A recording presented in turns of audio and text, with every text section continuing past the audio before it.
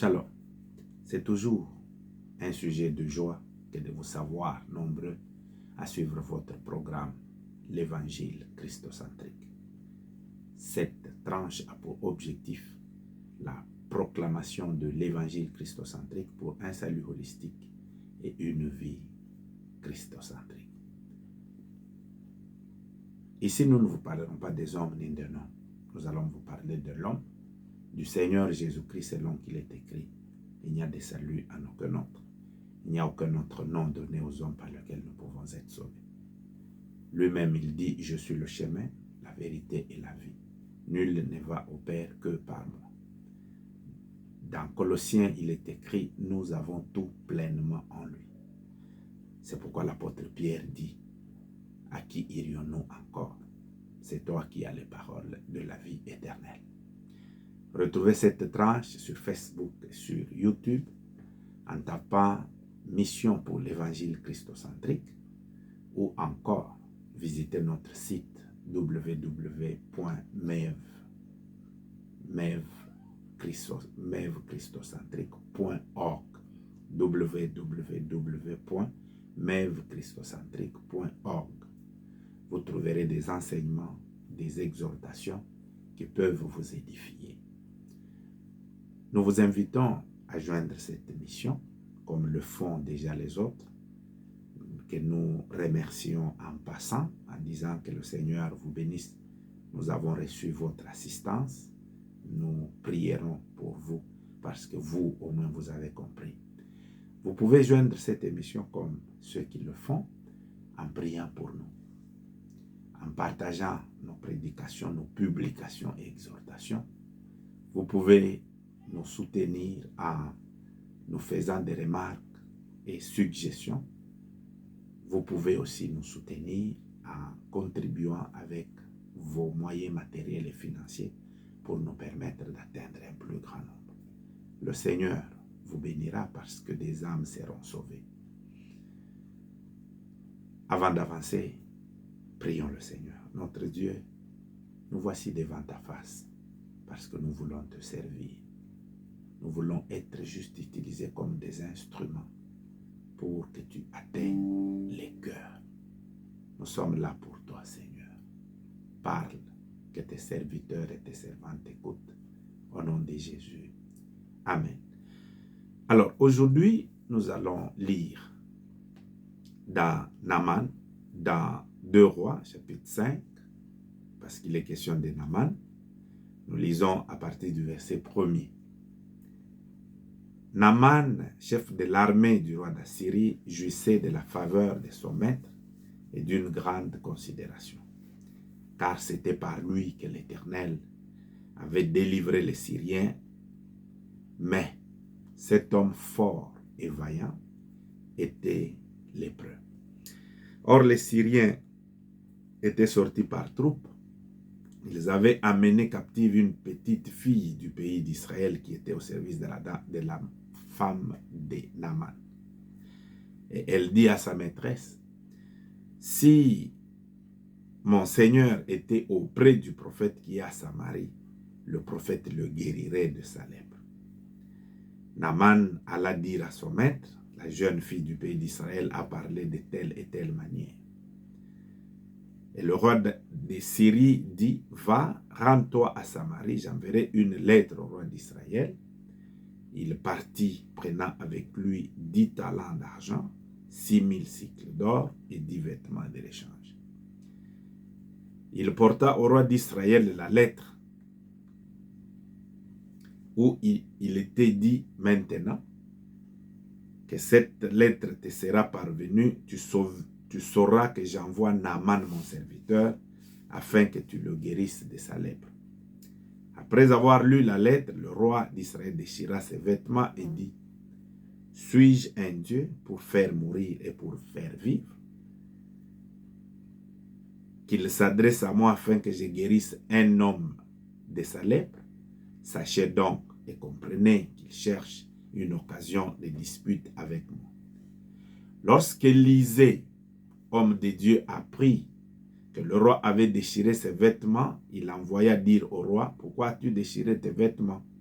laisse-moi venir, laisse-le venir à moi, il saura qu'il y a un prophète en Israël. Naaman vint avec ses chevaux et son char, il s'arrêta à la porte de la maison d'Élisée. Élisée lui fit dire par un messager, va et lave-toi cette fois dans le Jourdain, ta chair deviendra saine et tu seras pur. Naaman fut irrité, il s'en alla en disant, voici je me disais, il se retirait vers moi. Il se présentera lui-même, il invoqua le nom de l'Éternel son Dieu, il agitera la main sur la place et guérira le lépreux. Les fleuves de Damas, l'Abana et Parpar, ne valent-ils pas mieux que toutes les eaux d'Israël? Ne pourrais-je pas m'y laver et devenir pur? Il s'en retournait et partit avec fureur. Mais ses serviteurs s'approchèrent pour lui parler. Et ils dirent, mon père, si le prophète t'eût demandé quelque chose de difficile, ne l'aurais-tu pas fait? Combien plus tu dois faire ce qu'il t'a dit, lave-toi et sois pur. Il descendit alors et se plongea cette fois dans le Jourdain, selon la parole de l'homme de Dieu, et sa chair redevint comme la chair d'un jeune enfant, et il fut pur. Si vous avez besoin d'un thème, nous l'intitulons « Mais ». Vous remarquerez que c'est le terme le plus court, le thème le plus court. Mais. Qu'est-ce que nous comprenons par mais? Lorsque nous lisons le verset premier déjà, on présente Naaman comme chef de l'armée, donc il était un haut gradé militaire. 2, il jouissait de la faveur du roi. Donc c'est un homme haut placé.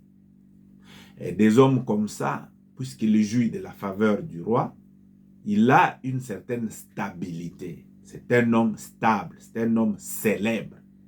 Beaucoup plus célèbre à cause des victoires qu'il a eu à remporter. Quand il sort, c'est un homme qu'on respecte beaucoup. Et surtout, vous savez, les militaires vont faire allégeance, ils vont lui présenter des salutations avec beaucoup de respect. Mais une chose qui annule toutes ces choses n'est qu'un seul mot, qui s'appelle « mais ». Vous savez, en français, lorsqu'on présente quelqu'un, les qualités et tout, et après on ajoute « mais », ça veut dire que la suite annule tout ce qu'on a dit de lui là. Par exemple, cet homme-là, ou bien j'avais vraiment l'intention de te donner de l'argent comme je t'avais promis, mais quelque chose s'est produit. Ça veut dire que ce qui suit là veut dire que je ne vais plus te donner de l'argent. Ce qu'il veut dire, ce sont des explications pour dire le contraire de ce qu'il t'avait promis.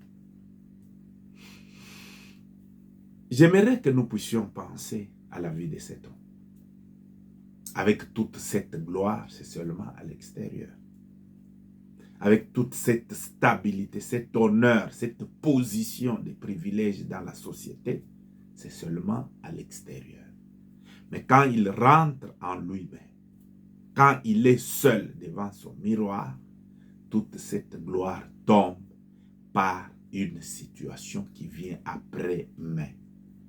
Quand il pense que ces gens me respectent et ne savent pas que je suis lépreux, c'est un point qui le détruit, qui le diminue en lui.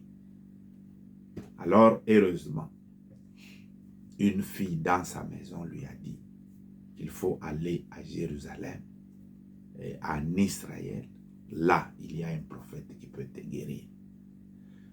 Bien chers frères, mesdames, mesdemoiselles et messieurs, ce texte veut dire, quel que soit ce que tu occupes comme position dans la société, quel que soit ce que tu peux avoir comme moyen, possibilité matérielle et financière, quelle que soit la notoriété ou la célébrité que vous avez, il vous arrive toujours, quand vous restez seul, qu'il y ait ce mais là.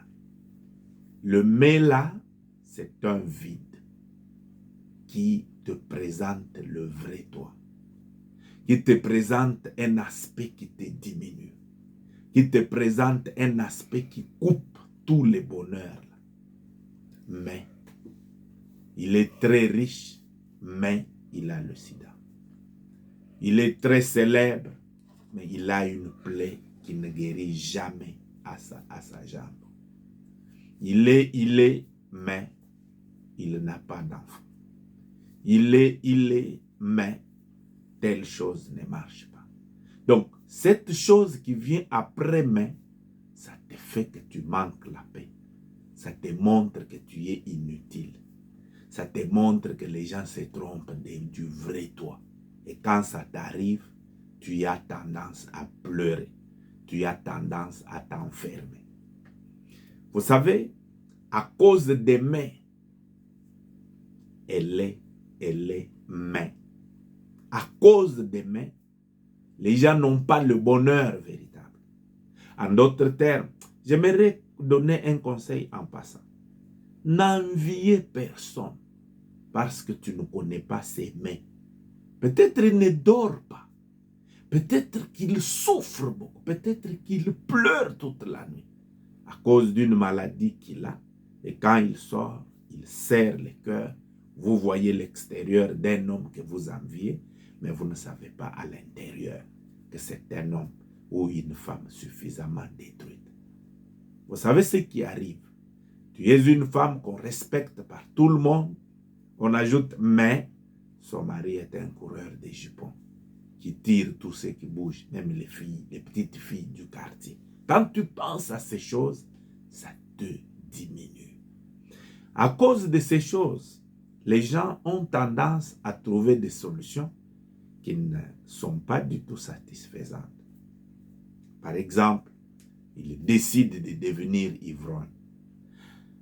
En décidant de devenir ivrogne, il pense distraire le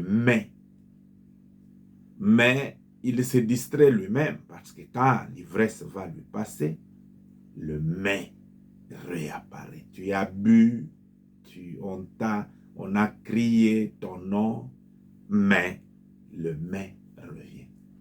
D'autres personnes sont ceux qui décident de se venger contre l'humanité. Ils pensent que c'est le monde qui est à la base de sa situation. Il commence à être sadique. Il fait du mal aux gens. Il fait du mal aux gens. Quand il fait du mal aux autres, il a le plaisir. Non, ce n'est pas un plaisir véritable. Parce que après que tu aies tué, après que tu aies fait tout ce mal, quand tu rentres en toi-même, tu souffres parce que tu as la conscience que Dieu t'a donnée. Mais j'ai une bonne nouvelle pour toi aujourd'hui.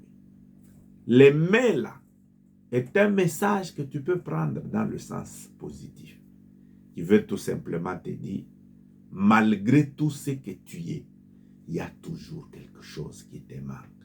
Il y a toujours quelque chose qui te rend malheureux. Il y a toujours quelque chose qui te diminue. Et cette chose-là a un message qu'il te communique, c'est que tu es limité, tu es insatisfait, tu as besoin de quelqu'un sur qui tu peux t'appuyer, sur qui tu peux compter, c'est lui qui peut assurer tes lendemains, c'est lui qui peut assurer ta sécurité. C'est ça que le mais veut te dire. Ne te suicide pas comme les autres choisissent de le faire. Oh, j'aimerais me rappeler ce qu'on m'a posé comme une question. Que vous savez, il y a des gens qui ne veulent pas prier parce qu'ils pensent qu'ils sont riches, ils n'ont besoin de rien. Non, ils se trompent. Ils ont besoin de Dieu, mais ils ne savent pas qu'ils ont besoin de Dieu. Sais-tu pourquoi Dieu a placé en toi l'esprit? C'est pour que tu sois en contact avec Dieu. Alors, tant que tu ne connaîtras pas Dieu, ce vide restera. C'est pour cette raison-là que beaucoup de gens se suicident même. Ils se suicident. Pourquoi? Quand vous voyez sa vie, il a tout ce que les gens envient. Pourquoi? Parce qu'il n'a pas trouvé satisfaction à cause du principe qui dit vanité des vanités, tout est vanité. Le mais qu'on ajoute à ta vie te passe ce message. Vanité des vanités, tout est vanité. En d'autres termes, tout ce que tu es, tout ce que tu as et tout ce que tu fais te disent que sans Dieu, tu n'es rien. Alors la fille lui a donné une bonne nouvelle, qu'il aille en Israël. Là, il y a un prophète qui peut le guérir. Naaman a reçu la lettre. Première erreur, il va aller se présenter chez le roi avec la lettre comme quoi le roi peut le guérir. Le roi lui dit, ce n'est pas moi. J'aimerais vous décevoir. Même si la jeune fille a dit que le prophète le guérirait, le prophète ne guérit pas. Il n'est que le serviteur de Dieu. C'est lui qui guérit. Il s'appelle Jéhovah Rapha, l'Éternel qui nous guérit. Peut-être que tu es allé dans une église parce qu'on t'a dit, va à l'église, tu auras la solution. Jusqu'ici, tu n'en as pas, n'est-ce pas? Tu te poses même des questions, mais on a dit qu'il fallait que j'aille à l'église, j'aurai la solution, mais je suis dans l'église, je n'ai pas toujours la solution. Qu'est-ce qui se passe? L'erreur, c'est que tu penses que dans cette église-là, il y a le salut. L'erreur, c'est que tu penses que chez ce pasteur-là, qu'il y a le salut. Non, le pasteur, c'est un serviteur de Dieu. Il est un ambassadeur qui est chargé de te parler, pas de lui, mais de quelqu'un d'autre. C'est quelqu'un d'autre là, c'est le Seigneur Jésus. En d'autres termes, c'est lui dont tu as besoin pour tout aimer, pas un homme. Un homme a aussi ses mains. Vous n'avez jamais entendu parler. Ce pasteur-là, il prêche bien, mais il est bourré de dettes. Ce pasteur-là prêche bien, mais il est arrogant. Ce pasteur-là prêche bien, mais sa femme ne met pas au monde. Il a aussi ses mains. La seule personne qui n'a jamais eu de mains, c'est Jésus-Christ de Nazareth. Donc quand tu vas dans l'église, le pasteur, il peut t'aider, mais il n'est pas la solution. La bonne manière du pasteur de t'aider, c'est de te présenter celui-là, le Seigneur Jésus-Christ. Alors le prophète, quand le roi a entendu ça, il a déchiré ses vêtements. C'est une attitude d'humilité parce que le roi dit, moi je ne guéris pas. C'est l'attitude qui devait caractériser tous les serviteurs de Dieu. Alors le prophète a dit, envoie-le chez moi, il saura qu'il y a un prophète en Israël. Même quand le prophète a dit ça, il ne dit pas qu'il est la solution au problème des hommes. Non, il veut seulement dire, il y a un homme qui va lui parler de la part de Dieu. C'est ça le prophète. Le prophète n'est pas la solution à tous les problèmes. Le prophète parle de la part de Dieu. Alors, il est parti. Il s'est présenté devant le prophète. Deuxième erreur, il est allé là avec les « j'ai pensé que ». Parce que le prophète lui a dit, va, jette-toi dans le Jourdain. 7 fois, tu seras guéri. Alors lui, il est fâché. Il dit, mais je pensais que il sortirait lui-même. Il invoquera le nom de l'Éternel, son Dieu. Il agitera sa main sur la place malade et me guérirait de la lèpre. Non. C'est encore une autre erreur. Quelle est l'erreur? C'est un des « je pensais que ». Quand les gens viennent, ils ont déjà des idées préconçues selon lesquelles c'est l'homme de Dieu la solution. Lorsque vous voyez les choses qu'il énumère, il n'y a rien que lui doit faire. Tout, c'est le prophète qui doit faire. Tout ce que lui aura, c'est seulement la guérison et il va donner l'offrande qu'il a donnée. Non, non, ça ne se fait pas comme ça. Il faut que tu restes calme, tu mettes de côté tes galons, ton standing de vie, ta position dans la société, mais que tu restes calme et que tu écoutes Dieu. Ce que Dieu te dit, c'est dans ça qu'il y a le salut. Exactement. Vous savez, des fois, ce que Dieu nous dit semble bizarre. Dieu lui dit qu'il va se jeter dans le Jourdain cette fois qu'il soit guéri. Mais il a commencé à comparer les fleuves de chez. Mais tu t'es toujours lavé dans ces fleuves-là. Tu n'as jamais été guéri. Écoute ce qu'on dit. Bien chers frères et sœurs, le seul problème qui dérange, qui fait même que nous échouons, c'est parce que nous nous croyons plus sages que Dieu. Pour que tu sois sauvé, le salut se trouve dans la bonne nouvelle. Il est écrit, je n'ai point honte de l'évangile. C'est la puissance de Dieu pour le salut de quiconque croit. Et l'autre part, on dit, la prédication de la croix, c'est une folie pour ceux qui périssent. Mais pour nous qui croyons, c'est la puissance de Dieu. On te dit que pour être sauvé, accepte Jésus-Christ comme ton Seigneur et ton Sauveur personnel. Mais c'est simple. Accepte-le seulement, tu seras sauvé.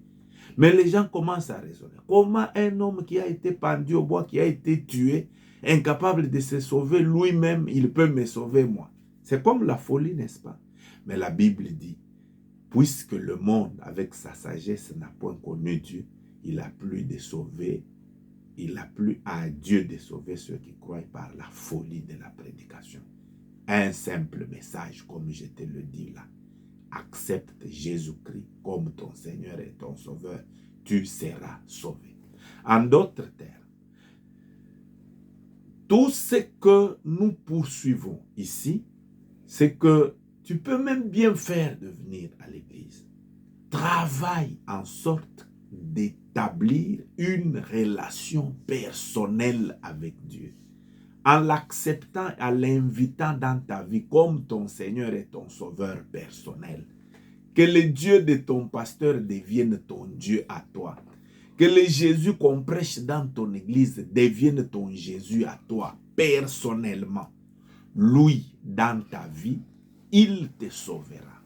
C'est pourquoi il est écrit, je me tiens à la porte et je frappe. C'est lui qui entendra ma voix et qui m'ouvrira. J'entrerai chez lui, je souperai avec lui et lui avec moi. C'est dans ce sens que le salut véritable peut arriver. Je profite de l'occasion pour parler aux frères et sœurs qui souffrent avec les problèmes des péchés. Il peut être pasteur, mais il y a un péché qui le dérange, qu'il n'arrive pas à s'en débarrasser. Il peut être un serviteur de Dieu, il peut chanter, mais il y a quelque chose qui le dérange. Ça, c'est un mais. Moi, j'appelle ça les bruits de derrière. C'est un bon pasteur, mais. C'est un bon chanteur, mais. Ce qu'on dit après mais là, c'est ça les bruits de derrière. Alors, comment tu dois faire? Ne fais pas semblant. Ne sois pas hypocrite. Viens à Jésus, dis-lui, Seigneur, moi je suis incapable d'abandonner les femmes. Est-ce que tu peux m'aider? Moi je suis incapable de dire la vérité. Est-ce que tu peux m'aider? Moi je suis un hypocrite. Est-ce que tu peux me sortir de l'hypocrisie? Jésus va t'aider. Il va te sortir de là. Il n'y aura plus de mais. Quand je dis ça, je ne dis pas que le jour que tu viens à Jésus-Christ, tout s'arrange. Non. Au moins, tu as quelqu'un sur qui tu peux t'appuyer. Au moins, tu as quelqu'un sur qui t'assure l'avenir. Au moins, tu as quelqu'un à qui tu peux te référer quand tout va mal. C'est ça le sens de ce message. Oui, si tu n'as pas encore accepté Jésus-Christ comme ton Seigneur et ton Sauveur, lui, il s'occupera de tes mains. Rabaisse-toi. Mets de côté ta position. Mets de côté ta richesse. Tu as la richesse, ça n'a jamais réglé le problème de main. Mais Jésus-Christ peut le faire. Pourquoi ne pas l'accepter dans ta vie comme ton Seigneur et ton Sauveur? Pourquoi ne pas l'inviter dans ta vie afin que lui dirige ta vie? Ouais, il est écrit, venez à moi, vous tous qui êtes fatigués et chargés, je vous donnerai du repos. Oui, toi en Christ. Christ s'occupera de toi et tu auras la paix véritable. Même avant de recevoir ce que tu cherches, au moins tu auras la paix véritable. Quelle paix? La paix d'un homme réconcilié avec Dieu. Alléluia. Si c'est ta décision, reprends avec moi. Répète avec moi. Seigneur Jésus, je te dis merci pour ta grâce. J'ai entendu ta parole qui me parle de ton amour. Dans mon cœur, j'ai beaucoup d'aimer sans solution. Ça me diminue, ça me détruit à l'intérieur. Je ne sais pas quoi faire. Mais aujourd'hui, j'ai entendu ta bonne nouvelle qui me dit que toi, tu es la solution à m'aimer. C'est pourquoi je t'ouvre mon cœur et je t'invite. Viens occuper la toute place dans mon cœur. Viens diriger ma vie. J'aimerais être à toi pour toujours. Merci pour le sang de Jésus qui a coulé pour me purifier de tous mes péchés. Je m'engage à être à toi et à toi seul. Au nom de Jésus-Christ. Voilà, que le Seigneur vous bénisse. Nous allons vous inviter à ne pas oublier de nous suivre sur Facebook, sur YouTube, en cliquant Mission pour l'Évangile christocentrique. N'oubliez pas de visiter notre site www.mevechristocentrique.org. Contactez-nous au +27 81 760 95 11. Nous aiderons. Que le Seigneur vous bénisse.